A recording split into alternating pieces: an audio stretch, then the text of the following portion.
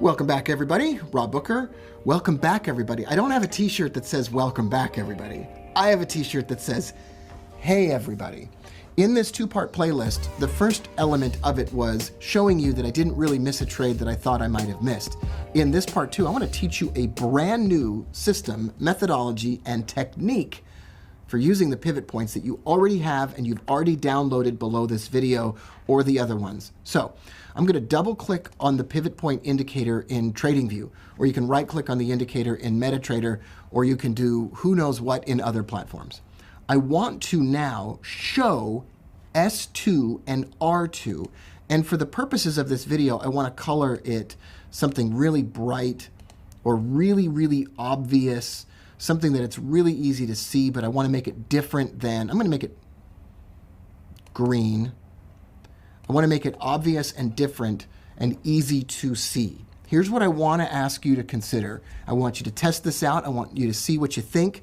And if you all like it, leave a comment below and tell me you want to see me build this into a robot, because as you know, I'm all about automation. We're probably 1 minute and 10 seconds into this video right now. And in the next 50 seconds, I'm going to teach you a system. 1, 2, 3, bada boom, bada bing. If price breaks below S2, trade it to S3 with a stop loss just above the break. Try it out. The same could be true of breaking through R2 on the way to R3. So let's just look at some examples of this. Now, most of the time, we're not actually going to break through these levels. Most of the time, we're not going to do it.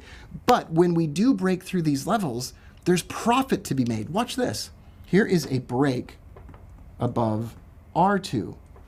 A buy trade immediately on the break with a stop loss underneath, and it goes from 94.30 to 94.80. It goes 50 pips higher. We could just put a trailing stop on that. We could use a moving average as a trailing stop on that. This is just one currency pair also. I'm not even looking at tons and tons of currency pairs, but look at this one.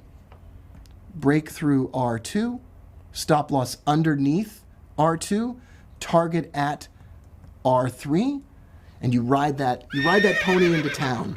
When we come back in tomorrow's set of videos, I want to just dive deeper into this. And all week long, I want to look at this on stocks. I want to look at this on oil. I want to look at this on financial instruments that don't even exist yet.